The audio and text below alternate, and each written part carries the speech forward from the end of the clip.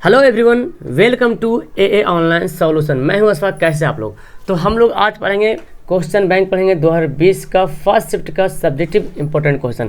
इससे पहले हम लोग 27 तक पढ़े थे दो नंबर वाला क्वेश्चन जो कि सब्जेक्टिव था। अब हम लोग पढ़ेंगे यहाँ पर 8 क्वेश्चन है जो कि 5 नंबर वाला क्वेश्चन है और सब्जेक्टिव लॉन्ग क्वेश्चन है। तो देखिए कैसा कैसा सब्जेक्टिव लॉन्ग क्वेश्चन एग्जाम में आया हुआ है। ये सभी बोर्ड के लिए है, जो किसी भी बोर्ड का हो, यूपी, बिहार, झारखंड, ये वो जो भी बोर्ड का हो, सभी बोर्ड के, क्योंकि आपको पता है कि मैथ, साइंस, सोशल सभी बोर्ड के लिए क्या है, बराबर है। तो आइए स्टार्ट करते हैं। इससे पहले मैं आपको देखिए 2 नंबर का सवाल दिखा रहा आपको मैं यहाँ पे देखिए, ये सारा मैं बता चुका हूँ, ये सारा मैं सोल्व करवा चुका हूँ। ठीक है, फिलहाल हम यहाँ तक दूरी सफ़र कर चुके हैं, तय कर लिए हैं। ये अब हमारा ये सवाल है जो कि ग्राफ वाला सवाल, बहुत अच्छा सवाल है, इसको हल करेंगे अब। ओके, तो आ जाइए सवाल नंबर देखता हूँ 28 और बहुत इंपॉर्टेंट। इस सवाल में मैं आपको बताऊंगा कि ग्राफ से कैसे सवाल को हल करते हैं। ठीक है, तो आपका सवाल जो ग्राफ का रहेगा वो लॉन्ग सवाल में रहेगा। ठीक है, और लॉन्ग सवाल में शायद 7-8 सवाल रहेगा और आपको उसमें से 4 या 5 सवाल बनाना होगा। ठीक है, लेकिन मैं यहाँ पे सही बताता हूँ। और देखिए, इससे आप अगर ग्राफ बनाने के लिए नहीं अगर आपको आता है तो आप बहुत अच्छे तरीके से सीख जाओगे और हमेशा किसी तरह के ग्राफ को आप आराम से बना लोगे। ठीक है, चलिए तो इसको हल करते हैं। सबसे पहले तो इसको हल करना पड़ेगा, क्योंकि ग्राफ जब बनाओगे तो वहाँ पे एक्स से वाई हमको चाहिए, है ना, एक्स से वाई चाहिए। तो जब तक एक्स का मान वाई का मान नहीं निकालेंगे तो कैसे होगा? बिल्कुल, तो हमको सबसे पहले एक्स और वाई का मान निकालना पड़ेगा। सबसे पहले समीकरण फर्स्ट से देखते हैं। यहाँ पे है समीकरण फर्स्ट से, समीकरण फर्स्ट क्या, एक्स प्लस 2y बराबर 3। ये समीकरण फर्स्ट है। आप किसी का वैल्यू बना लो, चाहे एक्स का वैल्यू चाहे वाई का वैल्यू। यहाँ पे एक बॉक्स बनाते हैं, यहाँ पे एक बॉक्स बना लेंगे पहले। ठीक है, आप जिस तरह से बॉक्स बना सकते हो, यहाँ पे एक्स का वैल्यू और यहाँ पे वाई का मान लिख दिए। ठीक है, और ज़्यादा नहीं, 2 ही वैल्यू निकालेंगे। अब देखो, यहाँ पे किसी तरह से आप हल कर सकते हो, जैसे आपकी मर्जी वैसे बना सकते हो। अगर आप x का वैल्यू रखोगे तो y का वैल्यू निकल जाएगा, अगर y का मान आप मानोगे तो x का वैल्यू निकलेगा। कोशिश करना छोटा से छोटा मानने के लिए, 0, 1, 2 इस तरह से, क्योंकि आप कोई भी वैल्यू पुट करोगे, ग्राफ का जो डिज़ाइन है ना वैसे ही बनेगा। अगर छोटा मान मानोगे तो छोटा में बन जाएगा, बड़ा मानोगे तो बड़ा में बनेगा। अब आपके कॉपी के हिसाब से देखना पड़ेगा कि क्या माने। हम 10 नहीं मान लेंगे, 1 मानेंगे, 0 मानेंगे, 2 मानेंगे, इस तरह से कुछ भी मानेंगे, आपका आंसर आते रहेगा। ठीक है, चलो तो सबसे पहले हम यहाँ पे जो x का वैल्यू दिया हुआ है, हम यहाँ पे कुछ करते हैं। मान लेते हैं यदि x से बराबर 1, यदि x के जगह पे 1 मानते हैं, और ऐसा वैल्यू आपको पुट करना है जो कि क्या बोलते हैं, पूर्ण संख्या में आ जाए, कट उठ के, समझे? ऐसा नहीं मानना है जो बटा में आ जाए। तो बटा में आ जाएगा तो फिर आपको ग्राफ में भी दिक्कत होगा। ठीक है ना, बटा में नहीं आना चाहिए, भिन्न में नहीं आना चाहिए। तो देखो, अगर हम यहाँ पे x की जगह पे अगर 0 मान लेंगे, अगर x की जगह पे हम 0 मान लेते हैं तो ये तो 0 हो जाएगा हमारा। अब अगर y का मान निकालेंगे तो 2 चल जाएगा बटा में, यानी कि 3/2 आ जाएगा। तो यहाँ पे हल्का सा घिच लगा, लेकिन आंसर वही आएगा। आप ऐसा मान मानो जो पूर्ण संख्या में आ जाए। तो चलो x की जगह पे क्या माने, 1 माने। तो अब इसलिए समीकरण में बनाते हैं। देखो, यहाँ पे x की जगह पे क्या लिख दे, 1 रख दे, 2y बराबर 3। अब देखिए जी, क्या करेंगे, 1 को उधर भेजते हैं ना, तो 2y बराबर 3 -1 +1 जाके क्या बनेगा, -1 बनेगा। तो 2y बराबर क्या होगा, 3 में से 2 गया, 1 गया 2। अब y का वैल्यू निकाल, तो y बराबर क्या हो गया, 2/2। तो ये कट जाएगा, तो कितना आ गया, 1। यानी कि y का वैल्यू भी क्या हो गया, 1 आ गया। एक हमारा निकल, जब x का मान है तो y का भी वैल्यू 1 आ गया। अब नीचे इसी तरह से फिर आप कुछ y का कुछ और मानना पड़ेगा। अब यहाँ पहले सोच लीजिए x का वैल्यू क्या माने। अगर देखो x का वैल्यू 2 मानते हैं और 2 जाके घट जाएगा यहाँ पे जाके, तो 1 बचेगा, और फिर 2 इधर गुना के भाग बनेगा तो क्या बचेगा। अगर इसको देखो 2, हम यहाँ पे रफ में बताते हैं, मैं क्या बोल रहा हूँ, हमेशा ऐसा वैल्यू पुट करना जो पूर्ण संख्या में आए, भिन्न में ना आए। ठीक है, अगर यहाँ पे आप 2 मानते हो तो 2 इधर घट जाएगा, तो 3 - 2 यानी कि 1 बचेगा। और ये गुना आके इधर जब चला जाएगा तो देखो हाफ आ जाएगा, पॉइंट में आ जाएगा। तो ऐसा मत मानो। तो ऐसा करते हैं, यहाँ पे 2 मानते हैं, अच्छा 3 मानते हैं यहाँ पे। तो 3 जब मानेंगे तो 3 इधर आके क्या होगा, 3 में से 3 गया, 0 बन जाएगा। इधर 3 अगर मानेंगे यहाँ पे तो 3 इधर आके क्या बनेगा, 0 बन जाएगा। जब 0 बन जाएगा और 2 को जब 0 को तरह से भेजेंगे तो क्या हो जाएगा, 0 हो जाएगा। तो 0, 1, 2, 3 इस तरह वैल्यू आ जाए तो क्लियर हो जाएगा। ठीक है, ये दिमाग में रखना है। ठीक है, तो फिर लिखें यदि x जहाँ पे क्या माने 3, तो आप क्या करेंगे, 3 जहाँ पे x वहाँ पे 3 हम लिख देते हैं, +2y बराबर 3, +2y बराबर 3 हो गया। अब देखिए यहाँ पे हल करते हैं, तो 2y अगर निकालना है तो ये 3 इधर चल जाएगा। तो पहले तो 3 था, इधर जाके बना -3। अब हमारा क्या हुआ, 2y बराबर क्या हो गया, 3 में से 3 गया, 0 हो जाएगा। और y का मान क्या हो जाएगा 0/2 यानी कि 0। देखो तो x का मान x का वैल्यू 3 माने तो y का मान कितना आ गया 0 आ गया। तो हम इस बॉक्स में भर देंगे x का वैल्यू अगर 3 माने तो y का मान 0 आ गया। एक हमारा समीकरण आ गया, ठीक है, एक रेखा बन जाएगा इससे, ठीक है। ज़्यादा से ज़्यादा 2 ही माना, 3 ही मानोगे तो बात वही है, लेकिन 2 ही माना ज़्यादा ज़्यादा है। अब दूसरा यहाँ पे बनाते हैं, तथा समीकरण सेकेंड से। अब सेकेंड समीकरण लिख लेते हैं, क्या है 4x + 3y = 2, है ना। 4x + 3y = 2 हो गया। यहाँ पे भी हम एक बॉक्स बना लेंगे इस तरह से, साइज से बनाना है। जो आपका जो ग्राफ कॉपी रहेगा ना, तो ग्राफ कॉपी में नहीं बनाना है। ग्राफ को कॉपी जो एक साइड जो पूरा खाली रहता है पेज की तरह रहता है उसमें बनाना है। एक तरफ एक कॉपी पेज के एक तरफ ग्राफ रहता है, एक तरफ कॉपी बना रहता है। तो जो लिखने वाला रहेगा उसमें बनाना ये सब, और जो ग्राफ वाला ग्राफ बनाना। x और y क्या वैल्यू रख दूँ, ठीक है। अब देखो यहाँ पे पहले सोच लीजिए x पे क्या माने जो हमारा पूर्ण के रूप में आंसर आ जाए, सही से आंसर आ जाए। अगर देखो x जहाँ पे 1 मानते हैं, मे भी अगर 1 मानते हैं तो 4 एकम 4 हो जाएगा, है ना। 4 एकम 4 हो जाएगा, 4 एकम 4 हो गया। 4 इधर आके घटेगा, 2 में से 4 घट जाएगा तो -2 बचेगा। फिर 3 तो इधर आ गया तो नीचे आ जाएगा बटा में 3। तो देखो ये बटम आ गया, बटम हमको नहीं चाहिए, ठीक है। अच्छा 1 माने तो ऐसा होगा, अगर -1 माने तो क्या होता है, अगर -1 मानते हैं जी तो -4 हो जाएगा, -4। और इधर आके क्या बन जाएगा 2 + 4 यानी कि कितना बन गया 6 बन गया। और 3 से जब काटेंगे तो 3 दूना 6, एकदम आसानी से यहाँ पे क्लियर हो जाएगा, है ना। तो यही हमको उपाय यहाँ पर लगाना पड़ेगा, बेहतर तरीका यही हमको दिख रहा है यहाँ पे। ओके, तो हम ऐसे ही करते हैं। एक जगह पे क्या मानते हैं -1 मानते हैं। तो ये आपको बनाने से पहले थोड़ा सा दिमाग में ये लाना पड़ेगा बात को, क्या मैं क्या मानूँ जो आ जाए, ठीक है। शॉर्ट में आपको रफ करना पड़ेगा। तो चलो हम यहाँ पे मानते हैं यदि x बराबर -1 मान लिए, तो इसलिए जहाँ पे 4 -1 रख दिए, एक जगह पे -1 + 3y = 2। तो क्या हो जाएगा -4 हो जाएगा + 3y = 2। ओके, अब 3y बराबर माइनस जाके इधर क्या बनेगा प्लस बन जाता है ना। तो क्या हुआ 3y = 4 2 6 हो गया।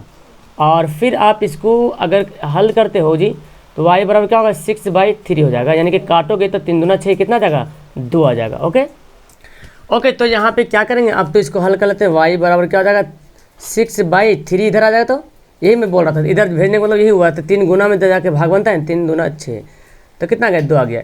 यानी कि x जहाँ पे -1 रखे तो y का मान कितना गया 2। कितना आसान, बहुत आसान सवाल है। अगर आपको 5 नंबर में सवाल मिलता है तो एकदम बहुत ही आसान ये सवाल आपको मिलेगा, ठीक है, और बड़ा मज़ा आएगा। अब देखो, अब फिर देखो x का मान, चूँकि अभी तो 1 निकला ना, अभी 1 बाकी है, तो 1 अभी बाकी है। अब इसको क्या करेंगे, फिर हम लिखते हैं यदि, अब x से बराबर क्या पुट करें। देखो सोचिए, अब सोचिए यहाँ पे मैं रफ करता हूँ, ठीक है। x जहाँ पे अगर हम 2 रखते हैं, अभी तो हम 1 रखे 2 रखेंगे तो कितना होगा 4 दूना 8 हो जाएगा, 4 दूना 8 हो जाएगा। 8 इधर भेजेंगे तो क्या बचेगा -6 बन जाएगा। 2 में से घट जाएगा -8 तो -6 बन जाएगा, आई 3 हो जाएगा तो -2 बन जाएगा, है ना, -2 बन जाएगा। तो हम चाहते हैं तो यहाँ पे वही रख दें, है ना, इजी से यहाँ पे लग रहा है, ज़्यादा बड़ा मान रखने से कोई फ़ायदा नहीं है। हम यहाँ पे -2 रख देते हैं, तो 4 दूना 8 बनेगा, इधर आके -6 बचेगा, और भाग करेंगे तो -2 बन जाएगा, ठीक है। तो यहाँ पे x बराबर 2, तो इसलिए क्या हो जाएगा x पे जहाँ पे कितना रख दें आप देखो तो 4 गुना 2 लिख देंगे, 4 गुना 2। आप कुछ भी वैल्यू पुट कर सकते हो, मैं बोल रहा हूँ ना, आपके मर्जी के हिसाब से कुछ भी वैल्यू पुट कर सकते हो, लेकिन देखना यह है कि ज़्यादा बड़ा ग्राफ ना बने, ठीक है। 3y = 2, 3y बराबर 3 प्लस है ना, + 3y = 2 हो गया। अब यहाँ पे क्या होगा 4 दूना 8 + 3y = 2, तो 3y बराबर क्या आ जाएगा 2 - 8, 3y बराबर क्या हो जाएगा -6, y बराबर क्या हो जाएगा -6/3, 3 दूना 6, यानी कि कितना आ गया y का मान -2 आ गया। x का मान रखे 2 तो y का मान -2 आ गया, x का मान रखे 2 तो y का मान आ गया -2, आ गया, क्लियर है। ओके, अब हमको इसको क्या करना है, ये हमारा बन गया, ठीक है। इसके आगे कुछ नहीं करना, अब आपको ग्राफ पेज लेना है और उसको बनाना। मैं लेता हूँ ग्राफ पेज। अब देखिए मैं ग्राफ ले लिया हूँ, ठीक है। तो आपका ग्राफ पेज कुछ इस टाइप का रहेगा या तो कुछ और टाइप का रहेगा, आपको पता है। जैसे यहाँ से तक रहेगा ना बड़ा वाला, उसको 1 मान लीजिएगा, इसको 2 मानिएगा, 3 4 5 इस तरह से, ठीक है। इसके बीच में 10 घर भी रहता है, तो बड़ा जो मेन जो 10 घर के बराबर 1 घर मानिएगा, तो 1 2 3 इस तरह से आपको वैल्यू पुट करने पड़े, ठीक है। अब देखो, अब जो हमको बनाना है वहाँ देखना है, ये तो हमको ये आपको लिखना पड़ेगा, ठीक। ग्राफ कॉपी मैं लिख दिया यहाँ पे पहले से लिखा हो फोटो में, लेकिन आपको ना पहले से लिखना पड़ेगा आपको खुद से। आप यहाँ पे देखिएगा कि जैसे देखिए माइनस में भी है, माइनस में 2 है, ज़्यादा 2 है, और प्लस में ज़्यादा 3 है, ठीक है। तो आप इतना ज़्यादा लंबा लिखने की जरूरत नहीं कि 10 तक लिखें, 14 तक लिखें, ऐसा लिखने की जरूरत नहीं है, ठीक है। 1 2 भी लिख सकते। देखिए यहाँ पे लिखा हुआ ना 2 4, हम इसको 1 करते हैं, इसको 2 कर, आप 2 1 2 3 कर दीजिएगा, ठीक है। 1 2 3 यहाँ पे करते हैं, 4 करते हैं, यहाँ पे 5 करते हैं, यहाँ पे 6 करते हैं, ठीक है। और यहाँ पे भी करते 1, यहाँ पे 2, यहाँ पे 3, यहाँ पे 4, -1 -2 -3 -4 हो रहा, ठीक है। ऐसे कर देंगे, आप ग्राफ में इस तरह कर लीजिएगा, ठीक है। अब इसके बाद देखिए पहला क्या है, पहला आपका क्या है 1 1, यानी कि x का 1 तो y का भी 1 है ना। तो 1 1 कहाँ पे देखो, x से 1 कहाँ पे आएगा, ये लाइन यहाँ और ये लाइन यहाँ, इसका 1 यहाँ जाएगा, इसका 1 यहाँ जाएगा, तो यहाँ पे पॉइंट रख देंगे, हो गया है ना, ठीक है। और दूसरा पॉइंट क्या है, दूसरा पॉइंट बोलता है 3 और 0, 3 0, यानी कि 1 से 3 और y 0, 1 से 3 और y 0, तो 1 से 3 हो गया, और y तो 0 है, मतलब 0 पे रहेगा, तो यहाँ पे लिखते हैं 3 0, यहाँ पे 1 1, हो गया। अब आपको स्केल लेके इसको मिला देना है, तो मैं यहाँ पे मिला दिया हूँ, ठीक है। आप अपने स्केल से ऐसे मिला लीजिएगा, मिल गया ये लाइन। अब दूसरा समीकरण देखिए, दूसरा समीकरण क्या है। अच्छा यहाँ पे बोले सर यहाँ पे 2 4 था, क्यों कर दें, क्योंकि देखो इधर जब 1 2 3 लिए हैं तो ऊपर भी 1 2 3 लेंगे, ठीक है। ये फोटो में ऐसे लिखा हुआ था, मैं इसको सुधार दिया हूँ, 1 2 3 4 कर दिया हूँ, नीचे भी -1 -2 -3 कर दिए, टेंशन ना लेने दीजिए, ठीक है। दूसरा में क्या है, -1 है तो y 2 है, यानी कि x से -1, यानी कि यहाँ पे आएगा, और y 2 कहाँ पे जाएगा, इसके सामने देखो यहाँ पे आ रहा, यहाँ पे आ गया, ये पॉइंट यहाँ पे आ गया, चलो ठीक है। उसके बाद देखो क्या है,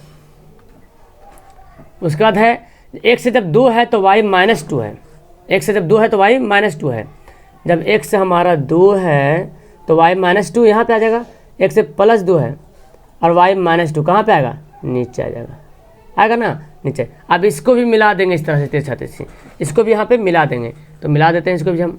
तो देखिए इसको भी मिला दिया हूँ, इसका नाम भी लिख देता हूँ, यहाँ पे कितना था 2 2 है ना, 2 -2, ताकि पता भी चले यहाँ पे -1 है, -1 है, 1 से 2 y, देखो ये लिख दिया हूँ, बस यही आपका क्या हो जाएगा, यही आंसर हो जाएगा।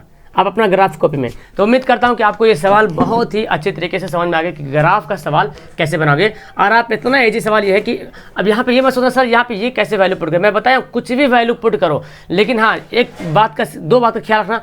पहला बात तो यहाँ पे ज़्यादा बड़ा मान मत रखो, अगर बड़ा बड़ा वैल्यू पुट करोगे ना तो ग्राफ ऐसे बनेगा, लेकिन ना हो सकता है यहाँ पे जाकर कटे, ऐसे जाकर कटेगा, ऐसे जाकर कटेगा, ऐसे कटेगा, लेकिन कटेगा जरूर, कटे जब भी कटेगा, ये जो पार्ट जो कट रहा ना, देखो ये जो कट रहा ना, जब भी इस सवाल का जो पार्ट कटेगा वो सेकंड क्वाड्रेंट में ही कटेगा, चाहे वो जितना बड़ा यहाँ पे ले लें तो इधर से इधर कटेगा, अगर इतना बड़ा इधर से ले लीजिएगा तो इधर से कुछ इधर से कटेगा, कुछ भी ले लीजिएगा, आपको जब भी कटेगा तो यही क्वाड्रेंट में कटेगा, कहाँ पे कटेगा उससे कोई मतलब नहीं, बस क्वाड्रेंट सेकंड क्वाड्रेंट में कटना चाहिए। तो छोटा लेंगे तो ज़्यादा बड़ा लेने से क्या जो होता है, छोटा ही ले लेंगे तो काम चल जाएगा हमारा, है ना। और जैसे कि यहाँ पे देख रहे हैं, आगे समझ में, ओके। उम्मीद करता हूँ कि आपको बहुत अच्छे तरीके से समझ में आ गया। ओके, नेक्स्ट क्वेश्चन पढ़ते हैं। ओके तो देखिए नेक्स्ट सवाल बहुत इंपॉर्टेंट सवाल, ये सवाल एग्जाम में तो आता ही है, और क्यों नहीं आया, क्योंकि एग्जाम में आया हुआ सवाल है। मैं आपको जो सवाल बता रहा हूँ ना, ये एग्जाम में पूछा हुआ सवाल है, ठीक है। तो देखो ये मतलब बहुत अच्छा सवाल है, देखिए इसको हल करते हैं, और बहुत आसान है ये, पता है हाइट एंड डिस्टेंस का क्वेश्चन है कि 60 मीटर चौड़ी सड़क के दोनों ओर आमने सामने समान लंबाई के 2 खंभे लगे हुए हैं। तो मान लेते हैं ये दूरी होगा, रोड 60 मीटर चौड़ा सड़क मान लेते हैं, और दोनों ओर खंभे लगा हुआ है, और दोनों खंभा क्या है, एकदम समान है, बराबर है। तो मैं भी बराबर मान लेता हूँ, यहाँ पे हो सकता है बराबर ही होगा, चलो बराबर है। इन दोनों खंभों के बीच सड़क के एक बिंदु से खंभों के शिखर का उन्नयन कोण क्रमशः 30 और 60 है। अब देखो उन्नयन कोण जब अलग हो रहा तो जाहिर सी बात ये बीच का, यहाँ पे कोई जरूरी नहीं कि यहाँ पे बिंदु बीच में आएगा, क्योंकि यहाँ पे उन्नयन कोण 30 और 60 बन रहा। अगर बीच पॉइंट पे बोलता तो दोनों कोण बराबर बनता, है ना। लेकिन बोला सड़क के एक बिंदु पर, सवाल इसी तरह का सवाल 2 टाइप का सवाल आता है। एक होता है सड़क के मध्य बिंदु से, मध्य बिंदु बोलता तो हम यहाँ पे बीच में पॉइंट देते हैं और ये 60 दूरी है ना 30 में बढ़ जाता। लेकिन बोला सड़क के एक बिंदु पर लिया गया खंभा, तो शिखर का उन्नयन कोण 30 और 60 हो गया। तो अब इसी के हिसाब से हम फिगर ही बनाएंगे, जो 30 रहेगा ज़्यादा झुका रहेगा, जो 60 रहेगा ज़्यादा खड़ा रहेगा, है ना। तो हम 30 को ज़्यादा झुका देते थोड़ा सा यहाँ पे, चलो यहाँ पे मैं मान लिया 30 मान लिया, और यहाँ पे मान लिया 60, चूँकि जो 30 है ज़्यादा झुका रहेगा यहाँ पे। चलो हो गया, ये हमारा कितना है 30 डिग्री है। और ये कितना है 60 डिग्री। सबका नामकरण कर देते हैं जी, ए बी सी डी कर दिए। अब क्या बोलता है, खंभों की ऊंचाई और खंभों के मध्य बिंदु की दूरी ज्ञात कीजिए। ओके, ये 15 नहीं है एक्चुअली, ये जो है पूर्ण विराम है और 5 नंबर का सवाल, इसलिए यहाँ पे टाइपिंग हो गया था। ये 5 नंबर का सवाल है, ठीक है। तो खंभों की ऊंचाई निकालना है, यानी कि अब जायज़ बात जो खंभा ए बी वही खंभा डी सी, चूँकि पहले बोल दिया। और खंभों के बीच की दूरी, खंभों के बीच की दूरी क्या बोला, यानी कि ये यहाँ से यहाँ तक दूरी कितना है, खंभों के बीच की दूरी। हाँ जी, तो खंभों से बिंदु की दूरी बोल रहा है, यानी कि बिंदु से यहाँ से यहाँ तक कितना दूर है बी सी, यहाँ पे कुछ डी मान लेते हैं। तो यहाँ से कितना दूर है, यहाँ से यहाँ तक कितना दूर हमको पता नहीं है, ठीक है। तो अब इसी को हमको निकालना है। चलिए स्टार्ट करते हैं। तो सबसे पहले तो जो माना मानी होता है तो मान लेते हैं ना, माना कि इसे मानना पड़ता है ना, माना कि ए बी तथा सी डी दो समान लंबाई के खंभे हैं, है ना। ए बी सी डी दो समान लंबाई के खंभे हैं, ठीक है। खंभे और क्या क्या दिया हुआ है, बी सी बराबर दिया हुआ, बी सी बराबर दिया हुआ है 60 सेंटीमीटर, 60 मीटर, सॉरी मीटर है, 60 मीटर है।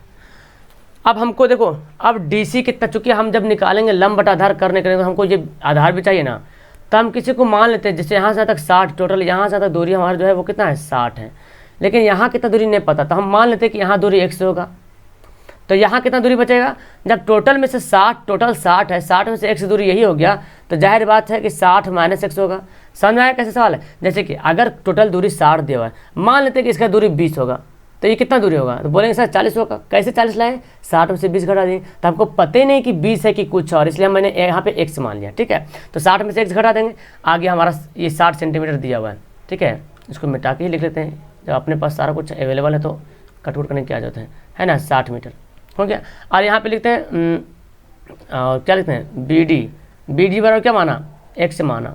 तो बी डी बराबर जब x माने तो डी सी बराबर कितना हो जाएगा 60 माइनस एक्स, है ना, 60 माइनस एक्स हो जाएगा। चलो सारा कुछ दे दिया, और कोण का भी वैल्यू दिया हुआ है ये है। तो हम एक एक करके निकालते हैं। पहले त्रिभुज निकालते किस में, देखिए पहले समकोण त्रिभुज निकालते ए बी डी में, ए बी डी में निकालते, या तो फिर ऐसे भी निकाल सकते हैं। हाँ चलो, समकोण त्रिभुज ए बी डी में, ठीक है। अब जानिए ए बी डी में जब निकाल रहे हैं तो हमको किससे मतलब है, हमको मतलब ये खंभे की ऊंचाई बोरा, ना कि बोरा कितना झुका हुआ है, खंभे की ऊंचाई और आधार दिया हुआ है। तो लंब बटा आधार किस में आता है, कर्ण में आता है ना। तो हम यहाँ पे क्या लिखेंगे, tan कितना डिग्री का है, 60 डिग्री का है ना, 60 डिग्री यहाँ पे। ओके, तो हम यहाँ पे मान लिए, और अब हम क्या करेंगे, tan कितना डिग्री, 60 डिग्री से निकालते हैं। तो tan 60 डिग्री बराबर लंब बटा आधार होता है ना, लंब बटा आधार, लंब क्या है ए बी है, आधार क्या है बी डी है ना। तो ए बी बटा बी डी,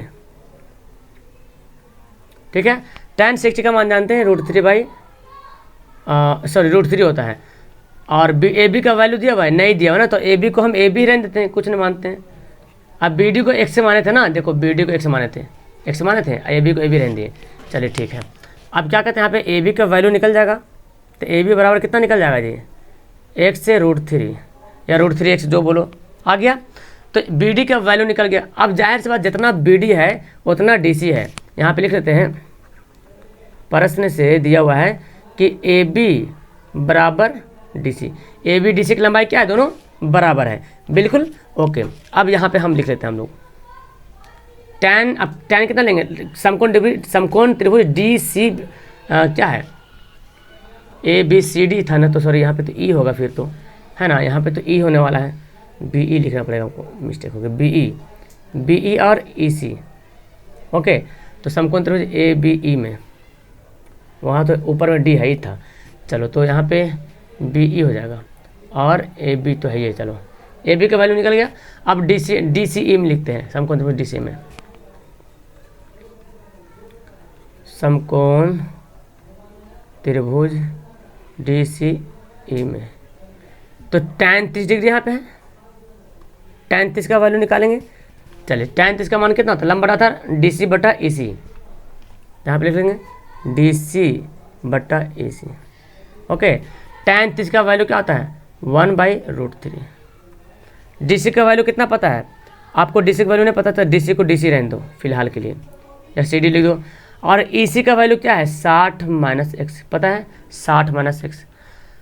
चलो अब हमको क्या निकालना है? देखो किसी एक का वैल्यू यहाँ पे निकाल सकते हैं, तो यहाँ पे क्या करते हैं, बेहतर यही होगा कि DC की जगह पे हम वैल्यू बैठा लें, तो मेरे ख्याल से x का वैल्यू निकल जाएगा, है ना, x का वैल्यू निकल जाएगा। फिर x का मान किसी और में डाल देंगे तो हमारा निकल जाएगा। तो यहाँ पे लिखते हैं, इसको मैं रखता हूँ समीकरण फर्स्ट से, है ना। यहाँ पे लिखते हैं समीकरण फर्स्ट से AB बराबर CD, है ना। समीकरण फर्स्ट से दोनों बराबर हैं, इसलिए 1/√3 बराबर CD का वैल्यू कितना दिया हुआ है? CD बोलो या AB बोलो, कितना? देखो AB का वैल्यू कितना आया था? x√3 आया ना, x√3 लिख लेते हैं यहाँ पे, x√3 या √3 x बोलो, बात बराबर है। और यहाँ पे क्या है? 60 माइनस 3, 60 माइनस एक्स है, सॉरी यही तो गलती हो जाता है, फिर 60 माइनस एक्स था। अब क्या करेंगे? यहाँ पे सारा कुछ तो पता चल रहा, देखो इसको इधर से गुना कर लो, इसको इधर से गुना कर लो, तो √3 को इससे गुना करेंगे तो क्या होगा? 3x हो जाएगा, और 60 माइनस एक्स हो जाएगा। इस x को इधर ला दीजिए, तो 3x माइनस एक्स इधर क्या बनेगा? प्लस x बनेगा, बराबर 60। तो 3x 1x कितना हो गया? 4x बराबर 60 हो गया। अब x का वैल्यू निकालना है, तो 60/4, 15 चौक 60, x बराबर कितना गया? 15 डिग्री। कितना? सॉरी 15, x का मान आ गया कितना? 15 आ गया। तो एक तो हमारा हल हो गया। हम यहीं पे नीचे बनाते हैं, ठीक है, यहीं पे बनाते हैं नीचे। आप कॉपी के नीचे बनाते जाना ऐसे सीधा सा, जैसे मैं बता रहा हूँ ना वैसे मत बनाना, नीचे बनाते जाना। चलो तो x का मान 7 आ गया, यानी कि BE का वैल्यू आ गया कितना? 15। तो इसलिए BE बराबर x बराबर आ गया 15। अब क्या निकालना हमको? EC निकालना पड़ेगा। EC भी निकाल, चूँकि बोल रहा दोनों बिंदु दूरी भी निकालने बोल रहा, तो EC भी निकालते हैं। 60 माइनस 15 करते हैं, 60 माइनस x है, यानी कि 60 माइनस 15 है। तो यहाँ पे हमारा क्या हो जाएगा? अब तो कुछ करना है नहीं, यहाँ पे माइनस कर दीजिए। 60 में से 15 गया कितना हो जाएगा? 10 में से 5 गया 5, 5 में से गया 44। तो हमारा तो एक तो निकल गया। अब क्या निकालना है? कहाँ गया सवाल? सवाल यहाँ पे देखो क्या बोल रहा है। अब बोल रहा सवाल कि खंभों की ऊंचाई भी निकालना है, तब AB का वैल्यू बैठा देना, कहीं पे AB का वैल्यू बैठा लेते हैं, हो जाएगा हमारा आंसर। देखो AB है और CD बराबर है, चूँकि AB बराबर CD, तो इसलिए AB बराबर कितना है? x से √3, तो x का मान कितना आया? 15, तो 15√3, है ना, मीटर तो मीटर। तो एक आंसर हमारा यहाँ भी हो गया, एक आंसर हमारा यहाँ हो गया, एक आंसर हमारा यहाँ। क्लियर है? अब दिक्कत तो नहीं होगा सीढ़ी वाला सवाल में, है ना, सीढ़ी वाला सवाल में दिक्कत तो नहीं होगा, आराम से बना लीजिएगा। ओके चलो तो नेक्स्ट सवाल पढ़ते हैं फिर। अब देखिए सवाल नंबर 30, बहुत अच्छा सवाल है, इसका हल करते हैं क्या होगा। इसमें हम 4 सवाल पढ़ेंगे, फिर 4 सवाल पढ़ लेंगे नेक्स्ट वीडियो में। आपका ये फर्स्ट सेटिंग का क्वेश्चन खत्म हो जाएगा लगभग, इंपॉर्टेंट सवाल, ठीक है। सिद्ध करना है, बहुत अच्छा सवाल है। सिद्ध करना है कि किसी वृत्त की 2 समांतर स्पर्श रेखाओं के स्पर्श बिंदुओं को मिलाने वाली रेखाखंड वृत्त के केंद्र से होकर जाता है। समझ में आ रहा सवाल? किसी वृत्त की, तो पहले एक वृत्त बनाते हैं, यहाँ पे बन गया। किसी वृत्त की 2 समांतर स्पर्श रेखाओं, यानी कि इसका वृत्त जो स्पर्श रेखा समांतर करना है, तो यहाँ पे समांतर स्पर्श रेखा पहले खींचना पड़ेगा। चलो 1 मिनट, समांतर स्पर्श रेखा यहाँ से मैं खींच लिया, ठीक है, एक हो गया। और एक हो गया समांतर स्पर्श रेखा, यहाँ पे जाओ जाओ जाओ, मिल जाओ, मिल गया, ठीक है। अब क्या बोलता है, यहाँ पे मिला दिया हूँ, तो इस बिंदु को यहाँ पे ऐसे ड्रॉ कर दिया हूँ, क्योंकि यहाँ पे रहेगा हमारा क्या? C रहेगा, O रहेगा, O बिंदु रहेगा। इसका नाम मैं दे दिया A, इसका नाम मैं दे दिया B, इसका यहाँ पे एंड कर देता हूँ C, इसको D E, और यहाँ पे देता हूँ F कर, ठीक है। हाँ जी, अब बोलता है स्पर्श रेखाओं के स्पर्श बिंदु हुआ को मिलाने वाली रेखाखंड, जो रेखाखंड मिल रहा वृत्त से केंद्र से होकर जाता है, यानी कि जो AB जो जा रहा ना, AB ये क्या केंद्र से होकर जा रहा है, यानी कि जो समांतर रेखा CD और EF जो खींचा गया, CD और EF जो खींचा गया, और इनके जो स्पर्श बिंदु है, ये जो बिंदु जो रेखाखंड खींचे, क्या ये रेखाखंड केंद्र से होकर जा रहा, ये आपको सिद्ध करना है इसको। ओके चलिए, तो यहाँ पे लिखते हैं, पहले मान लेते हैं, माना कि O केंद्र वाला एक वृत्त है, O केंद्र वाला एक वृत्त, ठीक है। हाँ, अब लिखते हैं वृत्त के ए तथा बी बिंदु से होकर दो समांतर स्पर्श रेखा, वृत्त के ए तथा बी से होकर दो समांतर स्पर्श रेखा, दो समांतर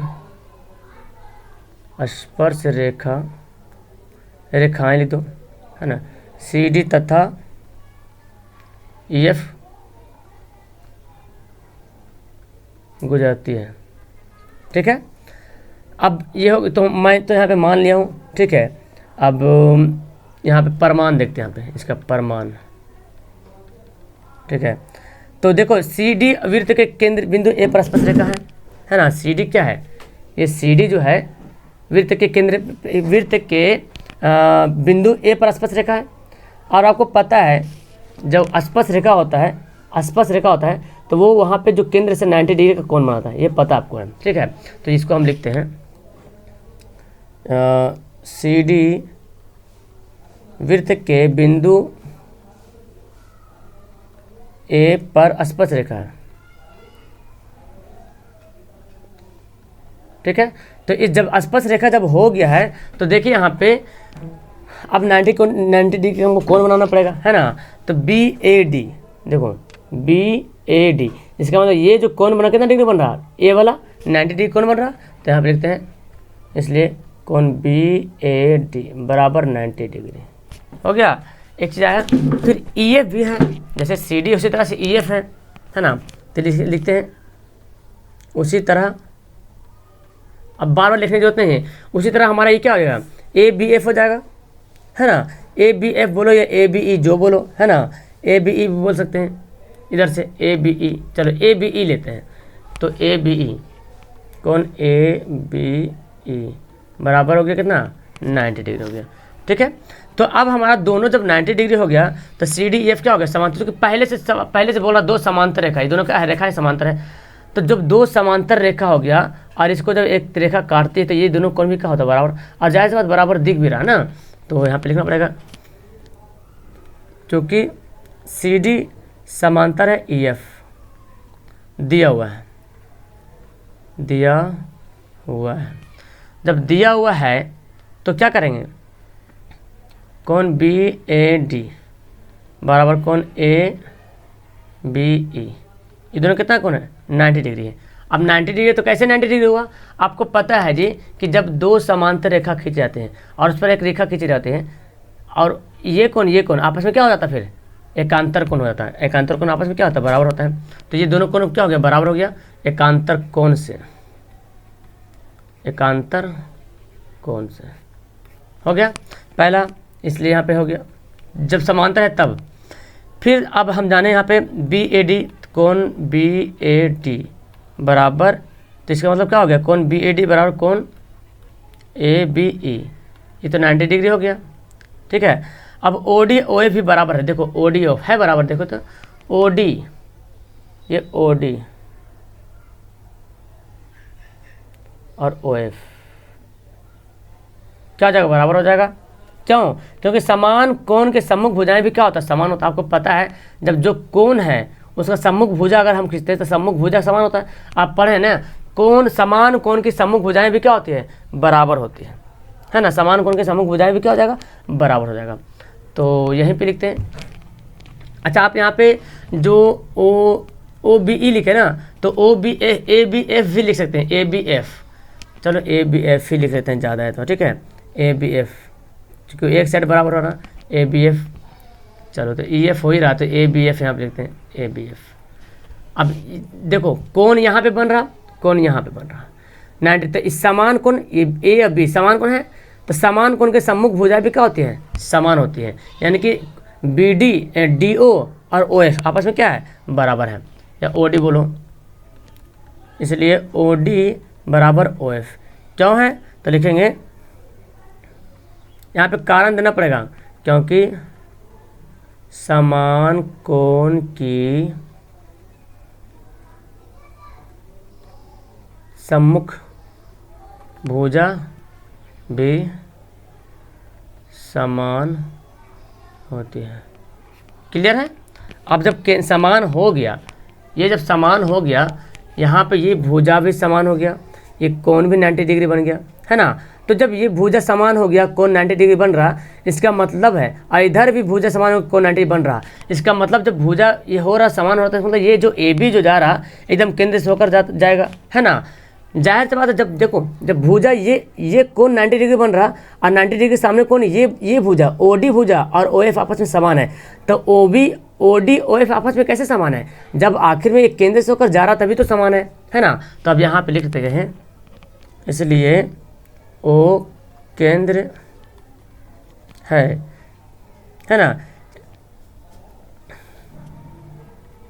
इसलिए ए बी स्पर्श रेखा को मिलाने वाली स्पर्श रेखा से होकर गुजरती है, और क्या ए बी स्पर्श रेखा से होकर गुजरती है। तो ये है आपका क्या बोलते हैं, वृत्त वाला क्षेत्रफल है जिसमें थ्योरम वगैरह लगाना पड़ता है। क्लियर है, तो इसको समझ लिया अच्छी तरीके से। ओके, चलो नेक्स्ट सवाल पढ़ता हूँ मैं। अब देखिए सवाल कितना इंपॉर्टेंट है, रेलगाड़ी वाला सवाल है जी, पढ़े होंगे सवाल रेलगाड़ी वाला।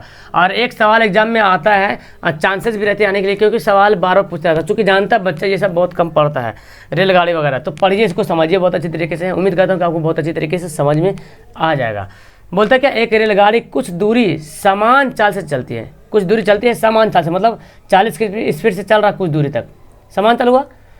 यदि रेलगाड़ी 10 किलोमीटर प्रति घंटा धीमी चले तो उसे नियत समय से 3 घंटा अधिक लगेगा। जाहिर सी बात है, जब चाल कम कर देंगे तो पहुंचने में टाइम भी अधिक लगेगा। तो रेलगाड़ी द्वारा तय की गई दूरी, टोटल कितना दूर चला, ये आपको निकालना पड़ेगा। ओके, तो देखो सबसे पहले तो मानते हैं रेलगाड़ी की चाल, माना कि रेलगाड़ी की चाल क्या मान लिया मैंने, 1 से किलोमीटर प्रति घंटा, चूँकि चाल ऐसे बोलते हैं 1 किलोमीटर प्रति घंटा मान लिया। और तथा दूरी मान लेते हैं, तथा दूरी कितना किया पता नहीं, तो दूरी y किलोमीटर मान लेते हैं, चूँकि दूरी को नापते हो किलोमीटर में, और चाल को मानते हैं दूरी बटा चाल किलोमीटर प्रति घंटा। तो इसलिए जानते हैं जी, इस समय क्या निकाल, समय बराबर होता है ना, दूरी बराबर एक फॉर्मूला होता है, चाल गुना समय होता है ना। तो देखिए कुछ सवाल में कुछ गड़बड़ी था जी, सवाल में कुछ गड़बड़ था, इसलिए समझ में नहीं आ रहा था, हम भी कन्फ्यूज हो रहे थे। सवाल सुधार दिया हूँ मैं कि देखो 10 किलोमीटर प्रति घंटा अगर अधिक चलेगा तेज तो 2 घंटा कम समय लगता है, और अगर 10 किलोमीटर कम चलेगा धीमे चलेगा तो 3 घंटा अधिक समय लगता है। ये सवाल दिया हुआ, ठीक है। अब इसको देखिए कैसे, ये एनसीईआरटी का सवाल है, ठीक है। एनसीईआरटी का सवाल आपका है, क्वेश्चन मैं बता देता हूँ, 3.7 ऐच्छिक विषय का। वाह भाई, देखो ऐच्छिक विषय पढ़ते हैं एनसीईआरटी में, ऐच्छिक विषय का दिया हुआ है क्वेश्चन नंबर 3 का, 3.7 का, 3.7 में क्वेश्चन नंबर 3 ऐच्छिक विषय है। ओके, तो अब देखो हम क्या करते हैं, अगर बोलता कि 10 किलोमीटर प्रति घंटा अधिक लगता है, कब, जब 2 किलोमीटर प्रति घंटा 2 समय कम लगता है, 2 घंटा जो है समय कम लगता है। तो पहले हम जानते हैं, यहाँ पे फॉर्मूला लिख देते हैं, चूँकि समय बराबर क्या लिखते हैं, दूरी बटे चाल, ये फॉर्मूला होता है, ठीक है। तो पहली स्थिति में लिखते हैं, 2 स्थिति यहाँ पे दिखा रहा। पहली स्थिति में क्या करते हैं कि अगर 2 घंटा कम लगता है तो उसका चाल क्या है, दूरी वही चलेगा, लेकिन चाल में बोलता है 10 किलोमीटर प्रति घंटा के बढ़ाता है। देखो 10 किलोमीटर था, उसको बढ़ा दिया, चाल को हम x माना तो 10 बढ़ा दिया, तो x प्लस क्या हो जाएगा, 10 हो जाएगा, बढ़ा दिया। अब इसको पहले हल कर लेते हैं, ठीक है, इसको पहले हल करते हैं। तो यहाँ पे क्या होगा, y, इसको नीचे 1 छुपा हुआ, y को 1 से गुना कर, y 2x प्लस 10 दूना 20, है ना, ये आ गया। अब यहाँ पे क्या करते हैं, y माइनस 2x हो जाएगा बराबर 20, इसको समीकरण फर्स्ट मान लो, ठीक है। दूसरी स्थिति में देखते हैं, तथा दूसरी स्थिति में, तो दूसरी स्थिति में बोलता है कि जब 3 घंटा लगता है समय, कितना घंटा समय लगता है, कम, 3 घंटा कम अधिक लगता है, कब, जब 10 किलोमीटर प्रति घंटा की चाल कम कर देंगे, यानी कि y तो हमारा दूरी है दिया हुआ, दूरी वही लगे, चूँकि समय बराबर लिखा हूँ, समय बराबर दूरी बटा चाल, तो समय 3 घंटा कम लगता है, 3 घंटा समय हो गया, दूरी बटा चाल, कब, जब 10 किलोमीटर प्रति घंटा कम करते हैं, मतलब कम करने का मतलब क्या हुआ, माइनस करते हैं, कम करने का मतलब क्या हुआ, माइनस करते हैं। तो ये मैं x को जो अच्छा से लिखते हैं यहाँ पे, x यहाँ पे, अब क्या करेंगे, देखो इसके नीचे भी y है, 1 है तो y को 1 से गुना करें, y यहाँ पे 3x माइनस 10 दिया 30 हो गया। ठीक है, अब क्या करेंगे यहाँ पे, ये देखिए क्या करेंगे, y बराबर 3x इधर आ जाएगा तो -3x बराबर -3 30। समीकरण क्या होगा, सेकंड। अब समीकरण फर्स्ट को सेकंड से हल कर दीजिए, है ना, फर्स्ट को सेकंड से हल करते हैं। समीकरण फर्स्ट तथा सेकंड से जैसा कंडीशन है वैसे कंडीशन कर देंगे। फर्स्ट क्या है देखिए, y माइनस 2x बराबर 20, y माइनस 2x बराबर 20, और दूसरा क्या, y माइनस 3x बराबर -30। तो आप देखिए समीकरण को क्या करें, y मिल रहा है ना, x वाला तो मिल रहा है, यहाँ पे 2 यहाँ पे 3 है, तो ये मिल रहा है, ये दोनों जोड़ में है तो कटेगा तो नहीं, काटने के लिए क्या करेंगे, घटा देंगे, यानी कि माइनस हो जाएगा प्लस, ये माइनस बन जाएगा प्लस, ये माइनस बन जाएगा प्लस। जब भी घटाइएगा तो plus minus plus plus minus बन जाएगा। 3x में से 2x घटाएंगे तो क्या बचेगा, x बचेगा, और 30 भी प्लस में हो गया, 20 भी प्लस हो गया, तो x के बराबर कितना गया, 50 आ गया। x के बराबर क्या हो गया, 50 आ गया। अब x का मान समीकरण किसी में भी रख लो, फर्स्ट में रखने पे समीकरण फर्स्ट क्या है ना, y माइनस 2x बराबर 20 है, y माइनस 2x बराबर 20 है, तो y माइनस 2, x का मान कितना है 50 बराबर 2। यहाँ पे पढ़ लेते हैं, देखो 50 दूना 100, इधर आ जाएगा 100 प्लस में आ जाएगा तो कितना हो गया, 102 आ गया। 1 मिनट, यहाँ पे 50 है ना, यहाँ पे 20 है, सॉरी ये 20 है ना, तो जोड़ देंगे कितना आ जाएगा, 50 100 और 2 100 और 20 से कितना हो गया, 120। तो ये y का मान कितना है, x का जो मान आया वो किलोमीटर प्रति घंटा है, 4 आया। तो अब हम यहाँ पे क्या निकालना, सवाल में हमको क्या बोला था, सवाल देखिए क्या बोला है, गाड़ी द्वारा तय की गई दूरी निकालना है। दूरी का मान कितना माने थे, दूरी को y माने थे, तो इसलिए y का मान, इसलिए दूरी यानी कि y बराबर है 120 किलोमीटर, बस इतना लिखेंगे, प्रति घंटा नहीं 120 किलोमीटर। अगर चाल बोलता तो 1 से बराबर लिख देते हैं 50 किलोमीटर प्रति आवर, प्रति घंटा। क्लियर है। तो इस तरह से आप रेलगाड़ी का सवाल बनाओगे, एकदम इजी से सवाल, पहले चाल मान लेना फिर दूरी मान लेना, ठीक है। और जैसे बोलता है 2 घंटा कम लगता है तो 2 घंटा लिख लेंगे, और जो जैसे बोलता है चूँकि दूरी तो वही है, कम लगे चाहे ज़्यादा लगे, दूरी तो वही चल रहा है, लेकिन बोलता है चाल हमको बढ़ाना पड़ता है तो तभी तो कम लगता है, चाल बढ़ाए मतलब प्लस कर दें। अब इसको हल कर इक्वेशन बना दिए, फिर बोलता है अगर हम चाल घटा देते हैं तो 3 घंटा कम ज़्यादा लगता है, तो चाल घटाए मतलब चाल को माइनस कर दिए। अब समीकरण फर्स्ट और सेकंड बन गया, लुप्तीकरण विधि से बना दीजिए इसको, और बनाने के बाद आपका y का वैल्यू आ गया यानी कि 120 किलोमीटर। अगर बोलता गाड़ी के चाल निकालो पूरा, है ना, x का चाल, गाड़ी की चाल निकालो, तो जो रियल जो चाल निकलता गाड़ी का वो कितना निकलता, 50 किलोमीटर प्रति घंटा, 50 किलोमीटर प्रति घंटा, चूँकि दोनों एवरेज चाल अगर मिला के देखा जाए तो, ठीक है। तो फिलहाल हमारा गाड़ी की द्वारा तय की गई दूरी निकाले बोला तो हमारा आंसर आ गया। ओके, फिलहाल इस वीडियो में 4 ही क्वेश्चन पढ़ता हूँ, है ना, नेक्स्ट वीडियो में 4 क्वेश्चन और बचेगा, फिर ये मतलब सेट का खत्म हो जाएगा। Okay, that's all, thank you everyone, मजा आया। ओके।